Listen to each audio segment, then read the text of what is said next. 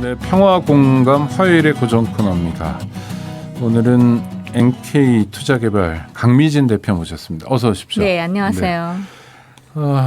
지금 뭐 세계적으로도 굉장히 복잡한 나날이고 또 우크라이나 러시아 전쟁도 그렇죠. 하고 있고요. 네. 전쟁이라는 것은 뭐 그전에 이라크 전쟁도 있지만 굉장히 모처럼 보는 사태이고 네.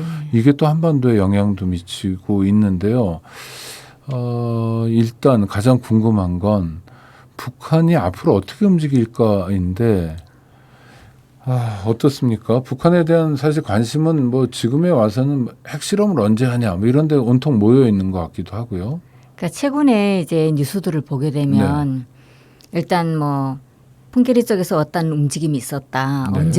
언제면 핵실험을 할 것 같다. 뭐 7차 핵실험으로 갈 것 같다. 뭐 이렇게 추정적인 뉴스들이 나오다가 그 바이든 대통령이 한국 방문했을 때 그걸 계기로 해서 쏠 거다. 뭐 이런 이제 추측성 기사들도 많이 나왔었죠. 네네. 간 다음에 안 썼잖아요. 북한이 네네. 일단 안 썼습니다. 안 쏘고 쏘지 않고 이제 그 미국 대통령이 또 일본을 통해서 귀국한 후에도 이제 북한이 없으니까 요새 북한이 코로나 때문에 뭐 또 여러 가지 상황으로 안 할 거다 이런 생각을 하다가 또 최근에 나오는 걸 보니까 뭐 홍수 이거 폭우가 쏟아지니까 이 장마가 지나면 또 쏠 거다. 뭐 이런 예견성 그런 뉴스들이 좀 나오는데요. 네. 사실 북한의 그 핵실험에 대한 이야기들은 뭐 어제 오늘 이야기가 아니잖아요. 네. 또 얼마 전에 이제 그 성김 미국 그 특별 대표랑 우리 외교부의 김견 외교부 그 북핵 평화 본부장이 있거든요. 한반도 평화 교섭 본부장이 있는데 그분이랑 일본 이래서 이제 한미 일 이렇게 해서 북핵 협상을 했잖아요. 그 네. 관련한 그런 그 협상에서 나온 발언을 보고 북한이 그 기사를 내보내는데요. 그 기사에서 어떻게 하냐면 미국의 힘에 의거한 문제 해결을 추구하고 있다는 것이 더더욱 명백해진 이상 강대강 전면 승부의 투쟁 원칙에서 미국과 상대하는 것은 너무나도 당연하다. 네. 그러니까 이게 어떻게 보면 이런 걸 통해서 북한은 우리는 비난 안 받아도 돼. 니네가 이렇게 했기 때문에 우리가 이걸 한다. 원인 제공은 한미일이 한 거다. 네. 한미일이 대놓고 그렇죠. 뭐 이를테면 공화국이라고 그러죠. 네. 하여튼 저 북한 조선에 대해서 적대 정책을 폈고 적대 정책의 정도가 높아졌으니 네. 우리는 우리의 생존을 위해서라도 네. 우리의 우리는 자존을 당연한 위해서라도 거다. 네. 대응 수위를 높이는 거다. 네. 그러니까 우리는 만약 우리가 자의적 핵실험을 하면 우리 네. 탓에는 니네들 때문이다. 그렇죠. 이런 얘기네요. 네. 네. 그런 식으로 이제 그 신문에다 기사를 낸 거예요. 그러니까 네. 북한은 미리미리 우리는 그냥 조용히 있다가 핵실험을 한 게 아니다. 니네가 이렇게 먼저 도발을 했기 때문에 네. 한다. 아니 이런 그러면 만약 한미일 공조가 없거나 한미일이 북한 핵실험에 대해서 또는 북핵에 대해서 대응하는 시스템을 작동시키지 않으면 북한은 핵실험을 안 하나요? 뭐 저는 안 할 수는 없다고 봅니다. 네. 왜냐하면 북한이 생존의 제1선의 핵이 있거든요. 네네. 네, 그런 면에서는 핵실험을 안 할 수는 없다고 보고요. 어떠한 계기에 할 거라고 저는 봅니다. 그런 의미에서 이제 외교적인 그런 관계 그리고 이제 우크라이나 상황을 놓고 봐도 북한으로서는 저렇게 아무것도 없으면 당한다. 뭐 이런 식의 아무리 정의의 전쟁이고 뭐 러시아를 비호하는 그 좀 보호하는 그런 차원의 그런 기사도 좀 나오긴 하지만 일단은 나라가 국력이 약하면 당할 수밖에 없는 그런 상황이잖아요. 그렇죠. 북한은 뭐 러시아보다는 심정적으로는 우크라이나 쪽으로 마음이 쏘이기 마련이고요. 당연하죠. 그건 대한민국도 마찬가지입니다. 우크라이나가 당하는 걸 보면서 그렇죠. 어떻게 저렇게 당하나 뭐 네. 하는 생각들 하죠. 근데 아이고 그 북핵 관련해서 언론 보도가 그냥 끊이지 않고 나오는데 강 대표님 보시기에는 약간 마구잡이식 보도, 그냥 예측성 보도라고 하셨는데 그런 게 많은 거군요. 네, 저희가 보기도 그래요. 북한은 일단 어떠한 국가적인 이것도 큰 행사거든요. 이제 핵실험을 하거나 아니면 미사일을 쏘거나 대한민국에서 이것도. 누리호 발사처럼 그렇죠. 큰 행사죠. 네. 네. 그러니까 물론 핵무기라는 게 반가운 소식은 아니고, 네. 네, 뭐 좋은 소식은 아닙니다만, 그렇죠. 네. 그러니까 국가적인 그런- 역량을 모아야 되는 행사임은 맞죠. 네, 그런 면에서 북한도 뭐 계기가 있어야 하거든. 그냥 무턱대고 아무데나 이렇게 하는 거 네네. 아니거든요. 무슨 날짜가 있거나 무슨 그 뭐 그때 당시 어떠한 뭐 사건이 있거나 이런 걸 해서 이제 할 수 있거든요. 근데 너무 추측성 기사들이 이제 난무하니까 일단 북한을 바라보는 한국 주민들 내지는 이제 해외에 계시는 이제 한국 동포들 뭐 그 교민들 그런 분들도 북한에 대해서 잘못 인식할 수도 있단 말이에요. 이런 뉴스들로 인해서. 그러니까 북한이 저는 사실 북핵 이런 것도 저는 아니라고 봐요. 이제 네네. 북핵 그러니까 이게 핵 문제는 북한만의 문제가 아니거든요. 아, 그렇죠. 미국도 핵이 있고 러시아도 당연하죠. 핵이 있고 네. 프랑스, 영국 다 핵이 있는데 그렇죠. 미핵, 영핵, 하나잖아요. 러핵 이런 네. 발음도 어렵네요. 그렇죠. 중핵 이런 네. 거, 중국핵 이런 말은 없는데 네. 유독 북한 핵만 그러네요. 그런 건 어떻게 보시는 거예요? 그냥 뭐 핵 문제라든가 네.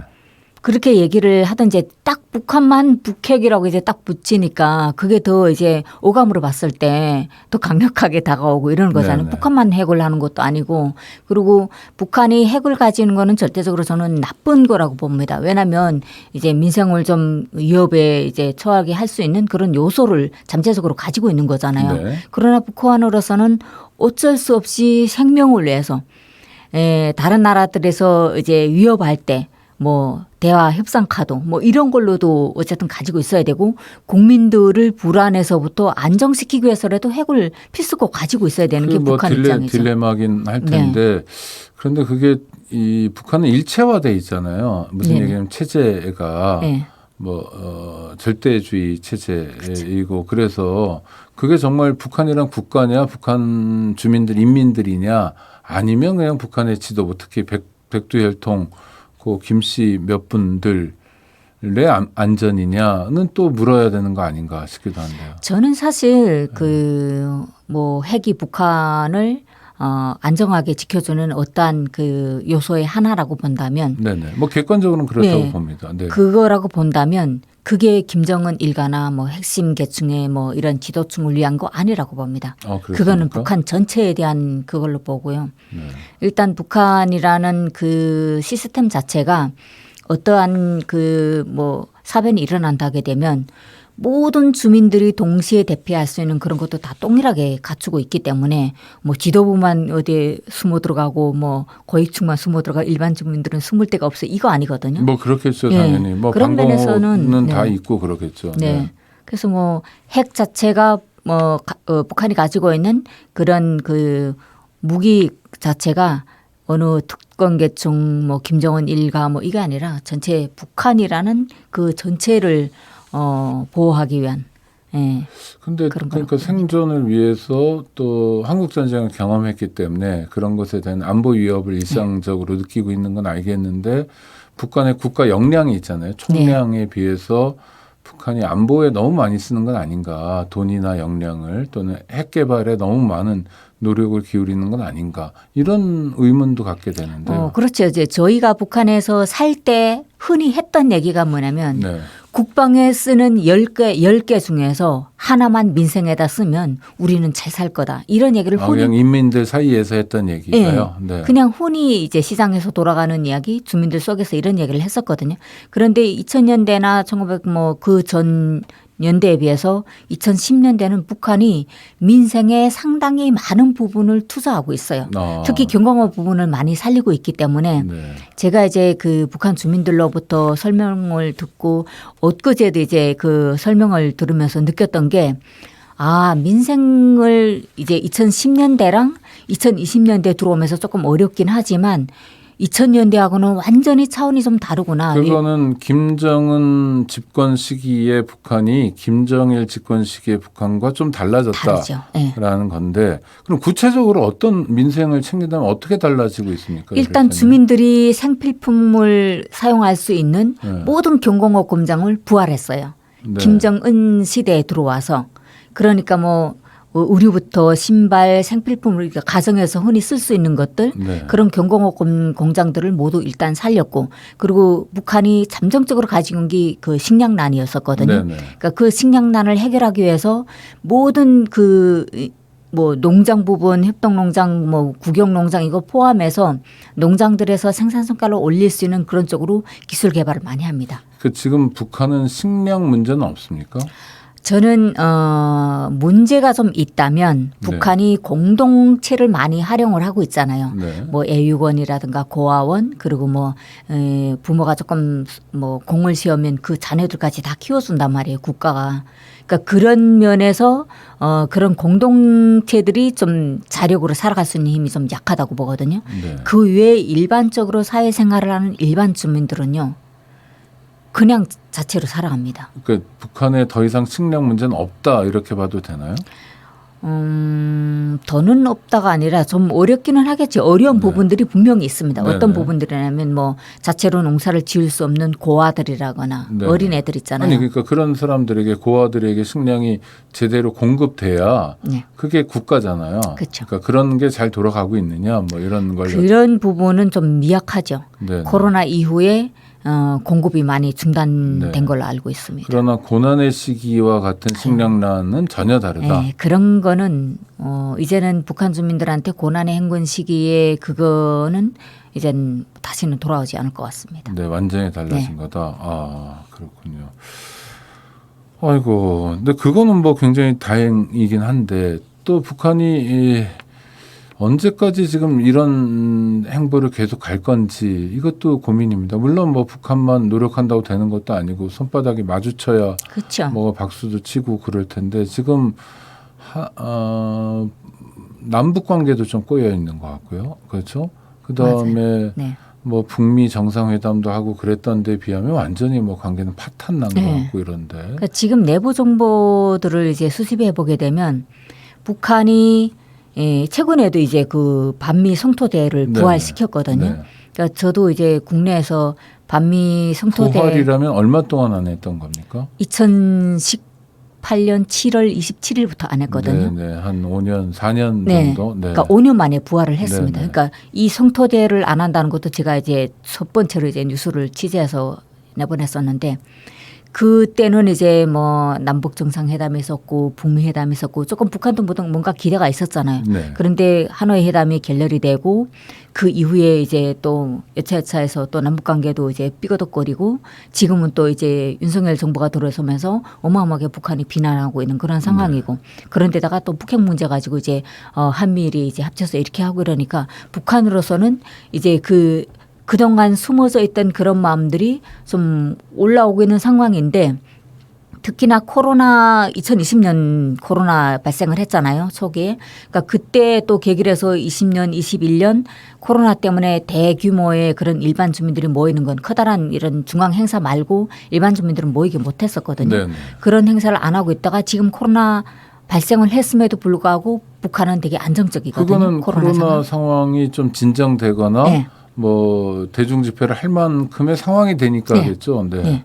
그러니까 지금은 어제도 제가 그 영상을 다시 한번 봤었는데 조선중앙 TV가 이제 주민들이 그 성토대를 하는 그걸 보니까 그 워싱턴 DC에 이제 그 ICBM을 이제 폭파하는 그 어마어마한 게 이제 그 폭파하는 그 장면이 있거든요. 아, 그런 네. 그런 퍼포먼스 같은 걸 하는 네, 겁니까? 그런 걸 그거는 이제 선전화를 했어요. 그러니까 그만큼 북한이 일단은 미국에 대해서 반발심을 다시 주민들한테 상기시킨다는 거는 그냥 이제 그냥 적대 관계로 가자 그거죠. 그러나 계속 적대적 관계로 갈 수 없고 가면 안 된다는 것을 북한 당국이 잘 알고 있는 거 아닙니까? 예, 너무나도 잘 아는데 네. 일단 북한은 다른 방법을 한번 해봤어요. 그래 대화하자, 손잡고 해보자. 네. 이것도 했는데 그냥 안 됐잖아요.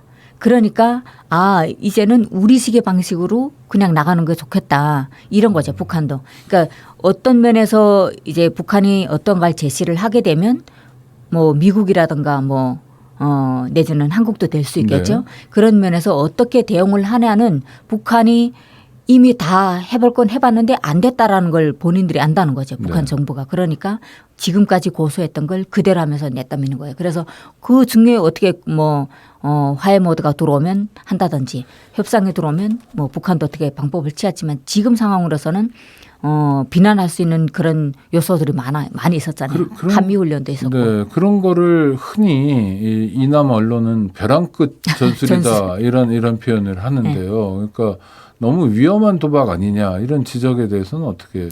그런데 북한은 어쩌면 코너에 몰리면 뒤도 고양이로 물잖아요. 네, 그럼요. 그 격이에요. 북한도 이제는 더 헤쳐나갈 수 없는 그런 상황, 어려운 상황이 이제 지속이 되잖아요. 네. 그런데 한미일이 모여서 또 이렇게 이런 협상도 하고 뭐 또 한국하고 이제 미국군이 협동해서 이제 또 훈련도 하고 네. 이러니까 이거 그냥 좋게만 이렇게 갈 수 있는 상황이 아니구나. 우리도 뭔가를 보여줘야 되는 게 있어야 되겠구나. 이걸 안 거죠.